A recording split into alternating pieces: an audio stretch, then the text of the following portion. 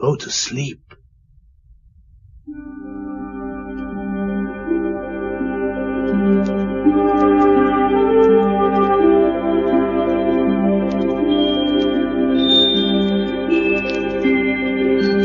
Douce nuit, blanche nuit. Maigret's Christmas by Georges Simenon. Adapted for radio by John Petherbridge. Maigret's Christmas. Pendant que les clochers joyeux carillonnent à la voûte des cieux, sous les toits des chaumières, on va le Oh, you're up. Happy Christmas, dear. Happy Christmas, Maigret. I thought you'd still be in bed. You usually have a lie-in on Christmas morning. I was awake, so I thought I might as well get up. I was going to bring you breakfast in bed. I just made the coffee and I've been out to get the croissant. We can eat in here. Lovely to see the children out playing on their new bicycles. Yeah, we won't get a moment's peace all day. What with the sound of bike bells and tin drums and pop guns and all the rest of the paraphernalia. Oh, don't be such a misery. Come and sit down and have your coffee before it gets cold. Maigret? Do you know those women? What women? Those two down there staring up at our flat. Ah, that's Mademoiselle Doncoeur. She lives opposite. And the younger one? She lives in the same block. I don't know her name, but I often see her out in the street with a young girl. I think somebody told me she wasn't hers, but she's a delightful child. I buy her sweets sometimes when she's out there playing on her own. Come to think of it, I haven't seen her lately. Well, if anything's happened to her, my guess is you'll soon find out. They look as if they're coming into the building to see me. Oh, I hope not. I haven't cleaned anywhere. Oh, you and your housework. You don't understand. Flat looks perfectly all right to me. And you haven't started your breakfast. Oh, is the inspector in? If he's busy, it doesn't matter. Yeah, I'm Mademoiselle Doncoeur, and this is my neighbour, Madame Martin. Hello. We are awfully sorry to disturb him, but something rather funny happened last night, and I thought it was our duty to tell the inspector about it. I'm sure there's a perfectly simple explanation. You'd better come in. Yeah, I'll thank you. I told you the inspector wouldn't mind. He's always helping people out.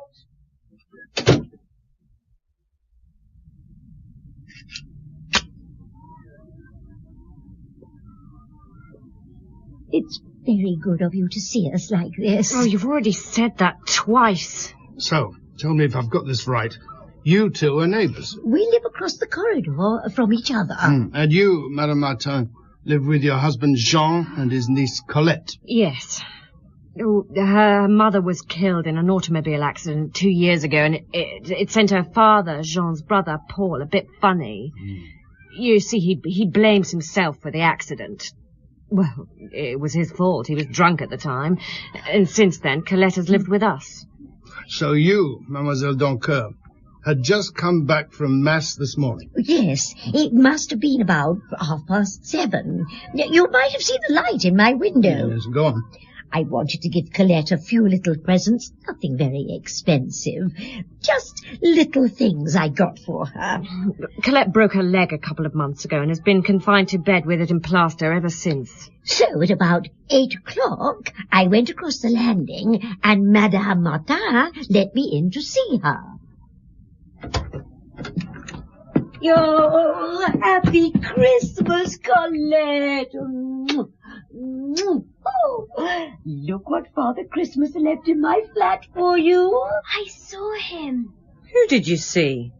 Father Christmas. Oh, don't be so stupid. Father Christmas only visits little girls when they're asleep. But I did. He had a white beard and a red coat. Oh, sometimes, Colette, you go too far. But I did see him. I did. Oh, stop it, Colette, or I'll give you a good slap, even if it is Christmas. But I did see him. Look what he left me. And with that, she lifted the bedclothes and showed us this magnificent doll. You didn't give her the doll, did you? On my husband's salary. I did buy her a much smaller one from the Galerie Lafayette, but of course that won't be nearly good enough for her now.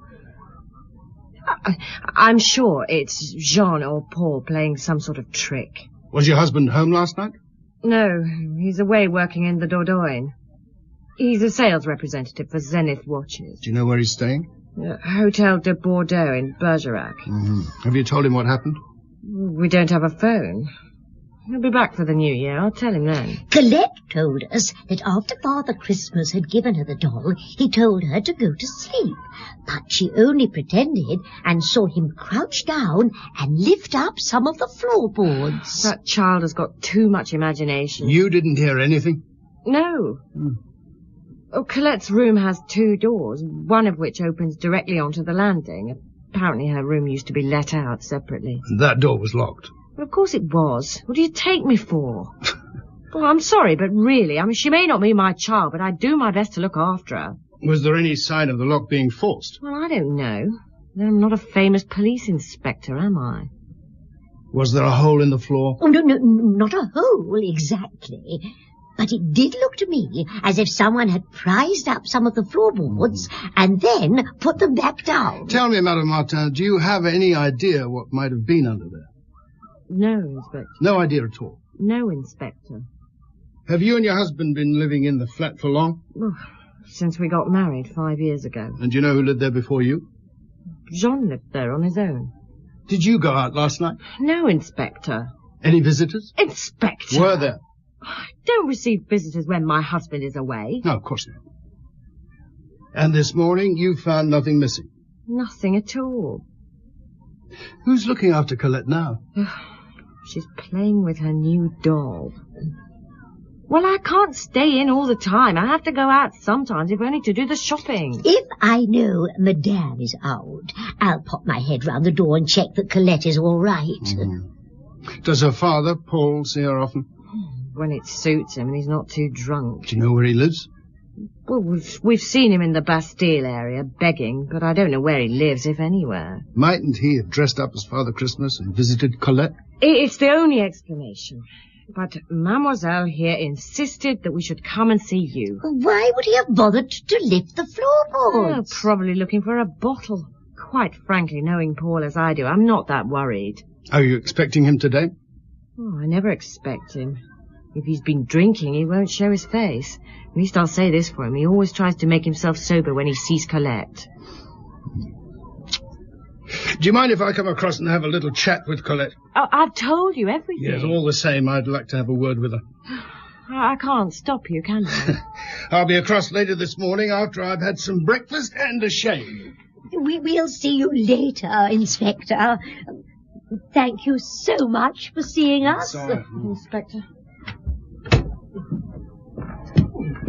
Are you leaving? Oh, Madame Maigret. No. Operator, Police headquarters, Sûreté. you're through. Sûreté. That you, Lucas? Yes, Chief. You busy? Just the usual Christmas Day stuff. Good. I'd like you to do something for me. Yes, Chief. I want you to find out where a certain Paul Martin, alcoholic of no fixed abode, spent last night. Apparently, he often hangs out in the Bastille district, so start with the local police stations and flop houses. Got it. And find out what his brother, Jean, did last night, and whether he received any phone calls or telegrams. He's staying at the Hotel Bordeaux in Bergerac. Something happened. A little girl claims to have seen Father Christmas.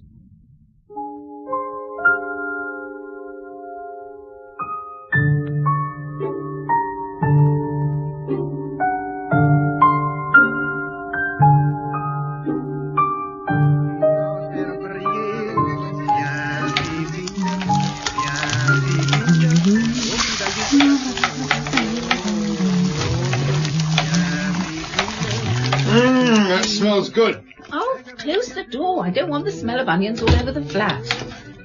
You don't think Colette is in any danger, do you? No, I don't think so. It must be awful for her without a proper mother. You'll be back for lunch. Oh, yes. I don't expect to be over there very long. Can I ask you something? Yeah, of course you can. What is it? Are you happy? What a question. But are you? What's brought this on all of a sudden? Oh, just thinking of children like Colette, who don't have proper parents, when there's so many of us who long for the chance to. Doesn't matter. It's just me being silly. You'd better go and speak to Colette. Quand tu me frôles, ça me fait drôle, jusque dans le dos. Quand tu vires, ça me chavire, le petit boulot. Viens, pépine, viens pas jeter dans la peau.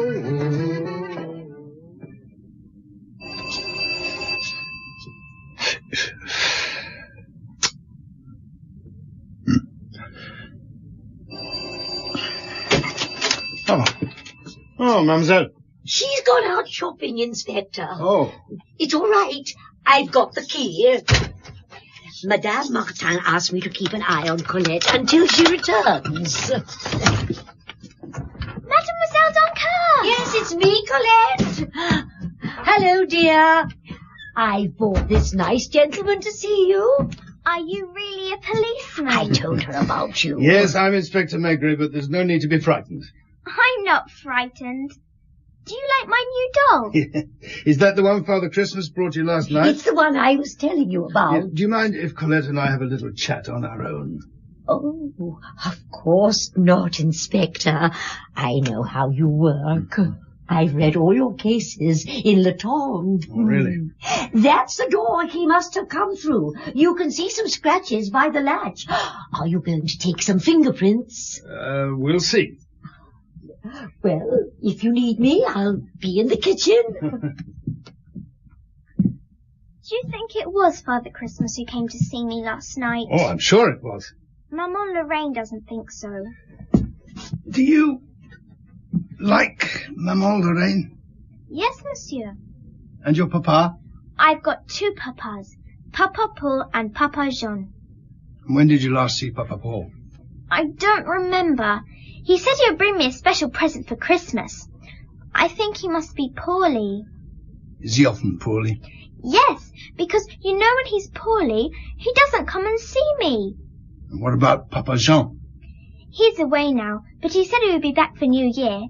He's going to get a job in Paris, and then he won't ever have to go away ever again. And you'll like that. Oh, yes. He's nice to me. I expect you've had lots of visitors since your accident. No, we never have visitors. Oh. It's ever so boring being in bed all the time. And Maman Lorraine, does she ever have visitors? I don't think so. Never? Only the gas man and the electricity man, but they don't count, do they? No one else? The insurance man? Does he count? When did he come? He came 2 times. The first time, can you remember when that was? The day after I hurt my leg. Did you see him? No, but I heard him talking to Maman Lorraine. Did you hear what they said? No, I could only hear their voices. That's all right. What about the second time? Do you remember when that was? A few days ago. He started shouting and I got frightened. And Maman Lorraine came into my room and said it was all right and I must go to sleep. Yeah. Do you think I'll be able to keep my new doll? Oh, I should think so. Maman Lorraine gave me a new doll, but it's not nearly as good. She said she's going to take it back to the shop because she says I don't need 2 dolls. Is this where Father Christmas made a hole in the floor? I think so. You see, he was going to give the little boy who lives underneath us his Christmas present. Well, let's have a look. Can you see him? Ah. You won't find anything down there, Inspector. Madame Martin. She been good? She's been most helpful. I'm sorry I missed you, but when I got back, I realised there were a few bits and bobs I had to get, and I know most of the shops will be closed later. Oh, it's you. Well, who did you think it'd be? I was in your kitchen. Good, good. Now, would you mind sitting with Colette while I have a chat with Madame Martin? Anything to help you, Inspector. Well, can we get this over with quickly? I have the shopping to put away and lunch to cook. You can do that while we're talking, can't you? Come on. Bye. Bye-bye. You know, of course, she's in love with you. Who is? That old maid, Mademoiselle Doncoeur. Must have made her Christmas having an excuse to visit you in your flat. Where did you do your shopping? Oh, just locally. The Rue de Chemin Vert and the Rue Amelot. And you've been away nearly 2 hours. Never. Mademoiselle Doncoeur said you went straight out as soon as you got back from seeing me. Not straight out. It may have escaped your attention, Inspector, but I was not wearing these clothes when I came to see you. But you left here as soon as you'd changed? Well, if you say so. I admit I didn't rush back, but there's no crime in that, is there? Besides, I knew she was keeping an eye on Colette. What did you buy? See for yourself, Inspector. 3 tins of sardines, ham, butter, potatoes. Satisfied? There are sardines on the shelf. Well, I thought I'd stock up. Do you go out to work? What with having to look after Jean and the flat and Colette? What about before you were married? Of course I worked. I had to earn my living like everyone else. Where did you work? Lots of places. I did clerical work. What's this got to do with anything? I don't know. Look, if you don't mind, I'd like to start preparing lunch. It was you, Madame Martin, who came over to see me. Only because she insisted. You don't like Mademoiselle Doncoeur? I don't like people who can't mind their own business. And she doesn't? Any excuse and she's round here on some pretext or other. I only have to put my head round the front door and she's there asking with that simpering smile of hers whether I'm going to leave Colette all on her own. You resent looking after Colette. Do you have children, Inspector? No, madam. Well, you wouldn't understand. You know, we didn't have to take Colette in after the accident. But you did? Yes. And I do everything I can for that girl. I treat her just as I would my own daughter. I'm sure you do. Just one last question. Have you the name of your insurance agent?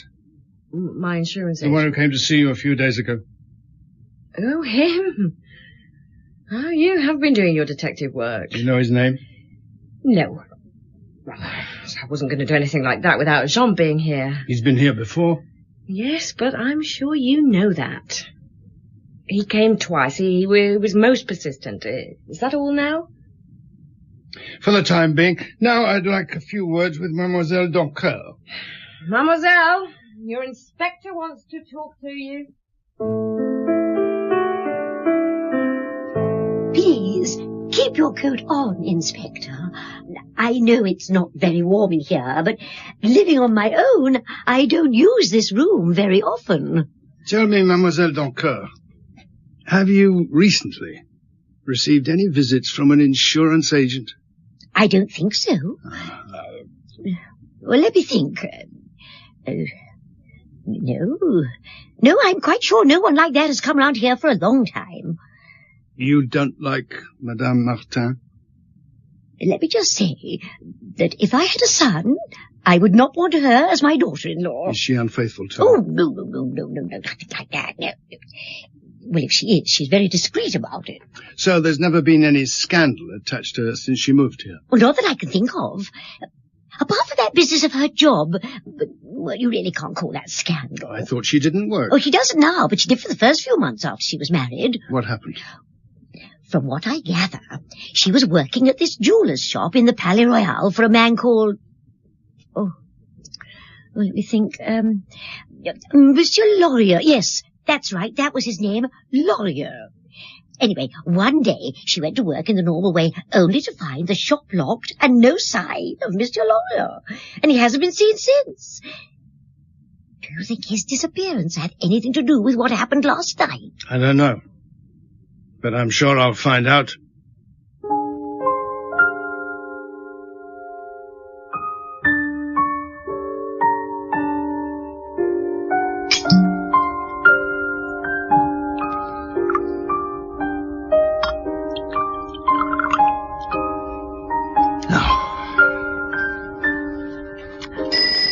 Oh, no, we've only just finished lunch. I'll do it.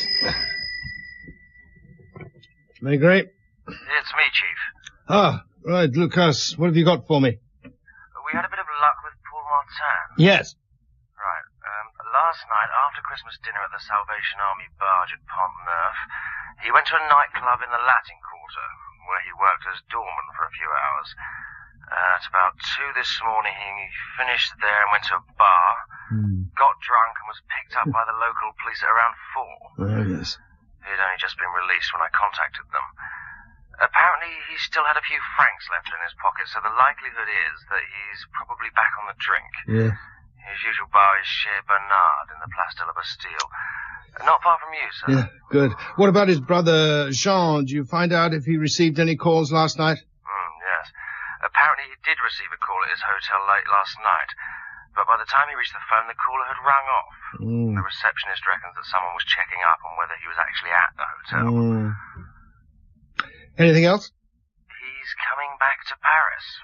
Apparently he got wind of my inquiries and became quite agitated. He's catching a train which should get him into Paris at around 11 tonight.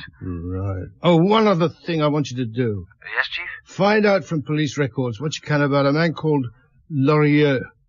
He disappeared suddenly from his jewellery shop in the Palais Royal 5 years ago. Right, Chief. Now.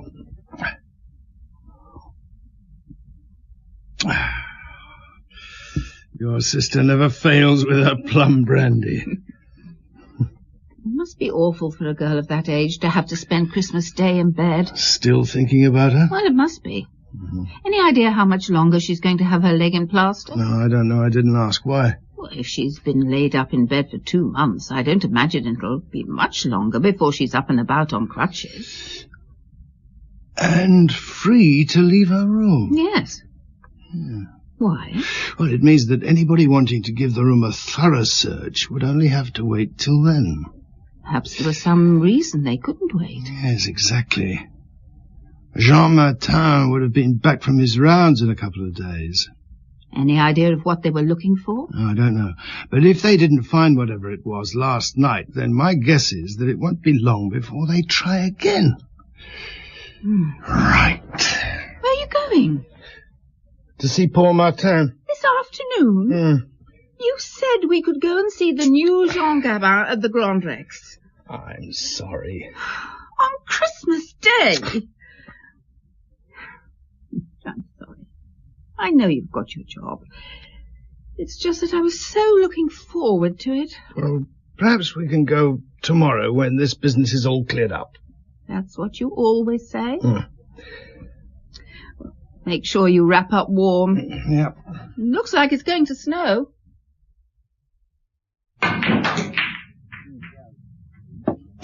Beer.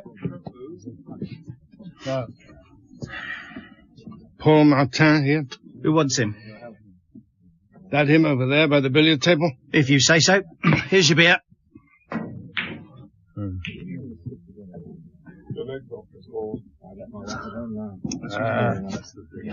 You Paul Martin? Oh, is that your beer? You want one? Beer for my friend over here, please. Another beer.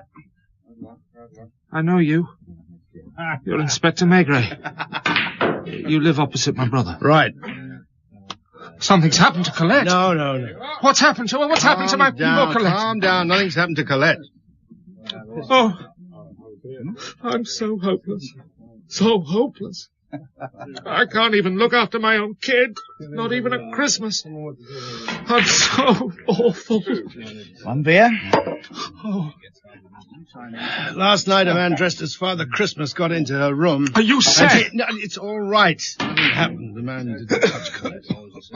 He gave her an enormous doll and then proceeded to look under the floorboards for something. Why? That's what I'm trying to find out. Tell me, is your brother Jean the sort of man to hide something under the floorboards, something he didn't want his wife to know about? Jean doesn't have any secrets from Lorraine. He wouldn't dare.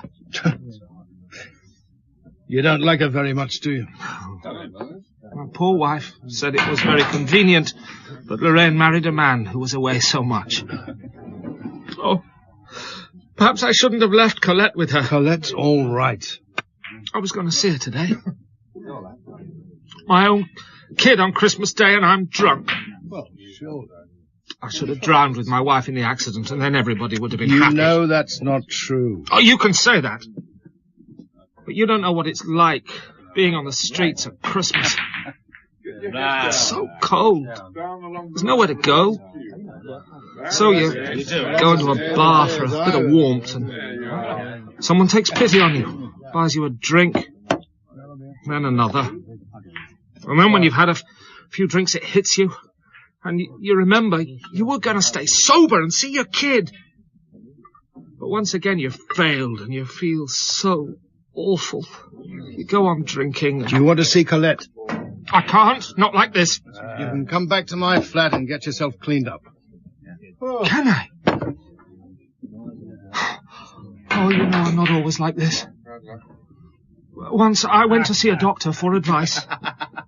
But when I went back again a few days later, there was a big queue, and he told me he hadn't time to talk to me. I had to go to a special clinic. And you never went. Come on, let's go. Listen, I Come did on. try. Yeah. I did. Come on. I can be sober. I can be a good father.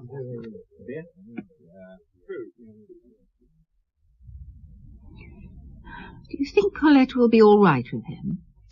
Yes, I'm sure she will. What I don't understand is why, with a lovely young daughter like Colette, he allows himself to get into such a state. I told you about the accident. Oh, yes, I know. It must have been awful for him, but even so, I simply can't imagine any circumstances which would stop me looking after my child if we had one. We're in here. Do I look all right? You look fine. I put your razor back on the shelf. Is that plum brandy? My sister made it. She lives in Alsace. I like plum brandy. Louise has just made you some coffee. I'll pour you a cup. Black? Yes, of course. There we are. Thank you. Ah. Look, will you give this to Colette? What is it? A gold thimble.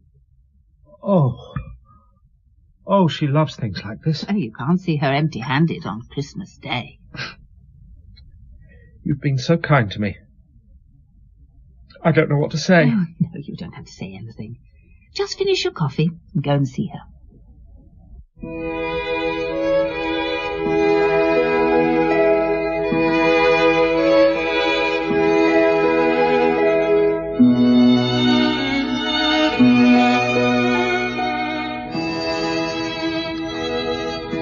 Who is it? Happy Christmas, Lorraine. It's me, Paul. Just a minute. I've come to see Colette. You know where she is? Papa! Colette? Papa! Oh, Colette. Happy Christmas.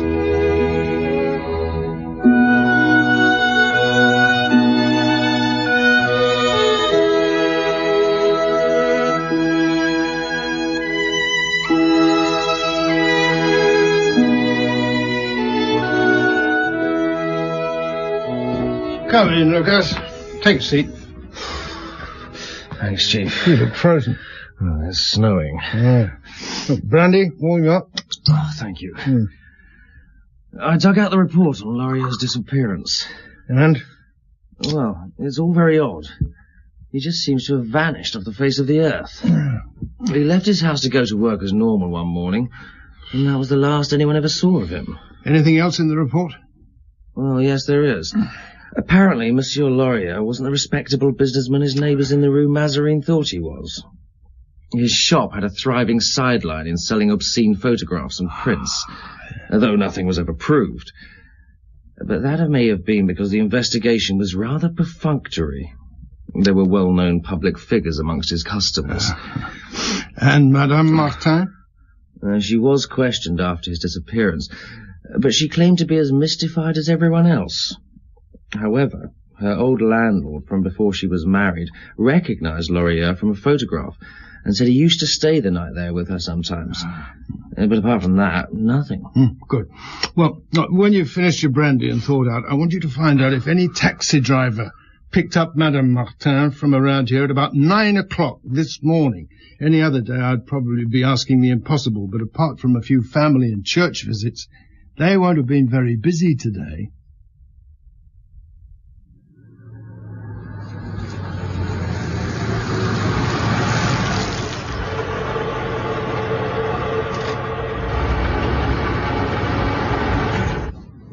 Sorry, mate, I'm off duty. Police. You're Maigret's boy, aren't you? I've seen your picture in the paper with the inspector. Were you working this morning? I was here, if that's what you mean. What's this all about, then? The inspector doing one of his famous cases, is he? Did you pick up a woman in or near the Boulevard Richard Lenoir at around 9 this morning? Or the one with nice legs? If you say so. The inspector needs you to identify her. Oh, give it a rest, mate. It's Christmas. I'm just about to go home. It's important. You try telling that to the wife. She isn't happy me working Christmas as it is. Oh, hop in. I can see I won't get any peace till I get this sorted out. Where did you take this woman this morning? She got me to stop outside a travel goods shop where she brought a cardboard suitcase. Then we went to the Gare du Nord. She went in and came back 15 minutes later without it. Since I was still on the rank, she got me to drive her back to where I picked her up. She was most insistent I didn't drive down the Boulevard Richard Lenoir. I dropped her in the Rue Voltaire.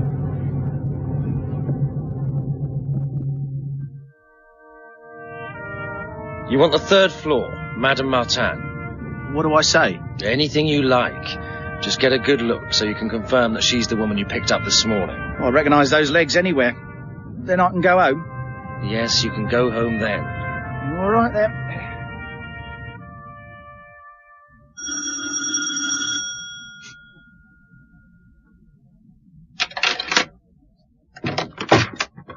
Hello. Who are you? And what do you want? I'm the director of the Folie Bergère. Oh, don't be so stupid. I'm not in the mood for jokes. Miss Danguet sent me. Oh, can I help? No, you can't. Oh, yeah. I think you've got her on the wrong night. That's show business for you.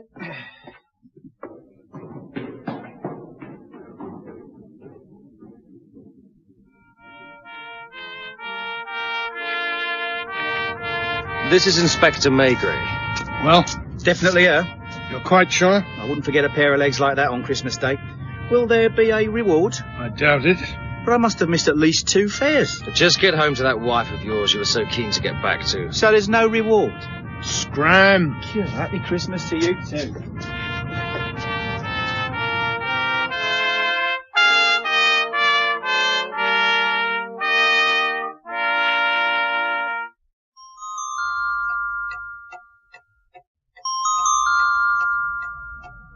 Your husband will be here in an hour. So you keep saying. Perhaps you'll be more talkative in his presence. I've told you everything I know.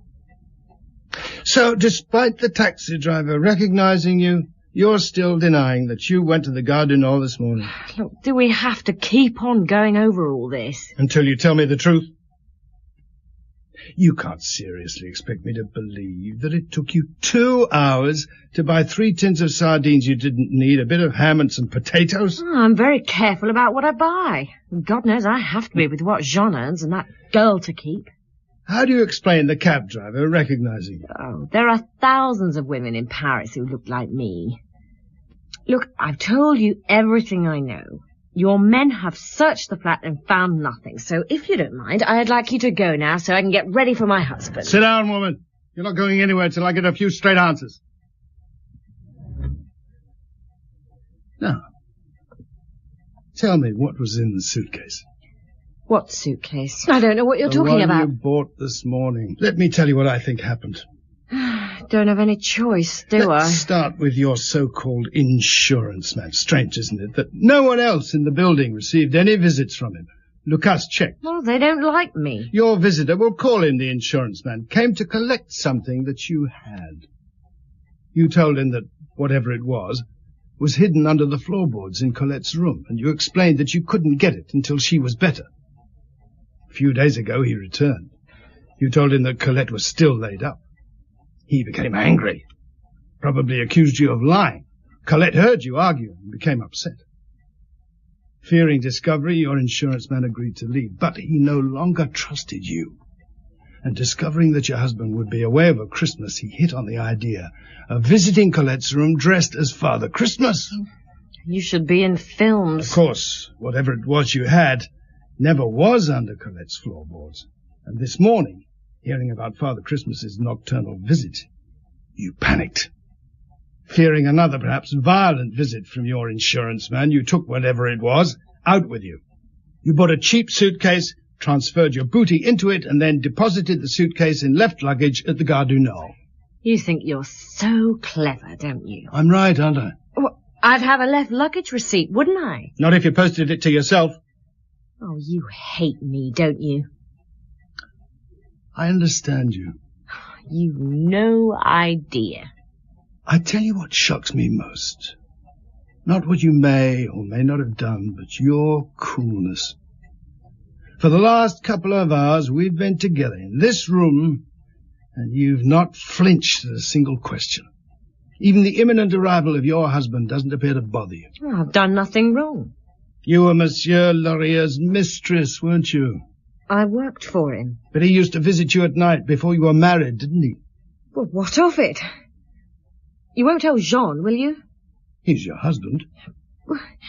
It was before we married. Look, Jean doesn't know.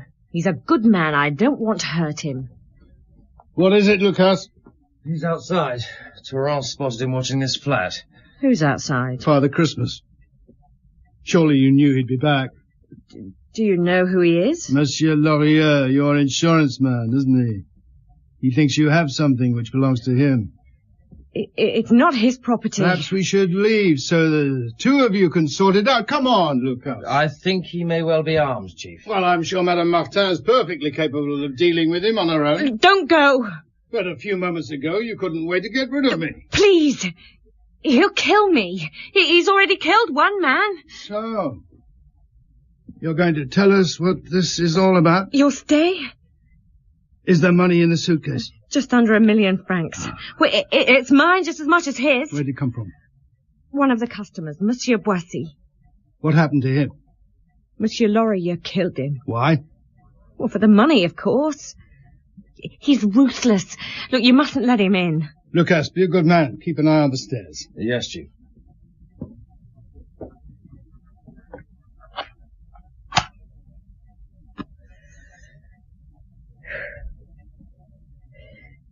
Julien Boissy fancied me, and I kidded him that if he had enough money, I'd go away with him. Weren't you married to Jean? Well, only for a couple of months. Look, I hate being poor. I thought it would be different after I married Jean, but it wasn't. So the idea was to kill Boissy and go off with Laurier? Julien Boissy was a dirty old man. Like all men, like yourself most likely. One afternoon he turned up at the shop with the money. I was at lunch. When I got back, Laurier was cramming Boissy's body into a trunk. He had strangled him. I didn't know Laurier was going to kill him. I thought... Well, I don't know what I thought, but I didn't think he would kill him. Did you blackmail Laurier? No! He would have killed me. So why did he disappear? Well, I persuaded him that he had been seen disposing of the body. So he gave me the money to look after and fled to Belgium. He expected to return when the fuss had died down and take me off to South America with him. And that was 5 years ago. I wrote to him post-restant. Told him I was being watched and followed by the police, and that Monsieur Boissy's body had been found. Of course, it was a lie. You police aren't that clever. So why did he come back 2 months ago? Oh, he was broke. The idiot could have come back any time he wanted to. No one was interested, not even his wife. So you kept the money safe all these years without your husband or anyone else suspecting that you were rich? Oh, it was a comfort knowing the money was there. Will you get me out of here? What about your husband? Oh, to hell with that idiot. And Colette? Oh, she's not my child. He can look after her. Lucas? Yes, Chief? Take her down to the station. Oh. Then we can charge her and Laurier with the murder of Julien Boissy. You've arrested Laurier? On his way here. Oh, you tricked me. You made me think Take her away, Lucas. Oh, you don't touch me. Come on.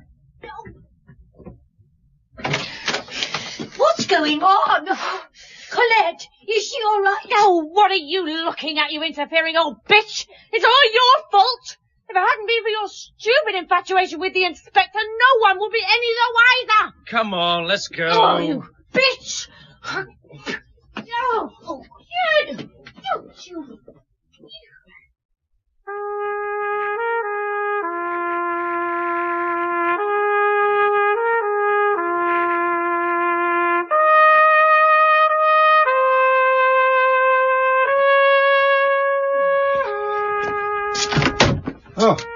Loria's still up.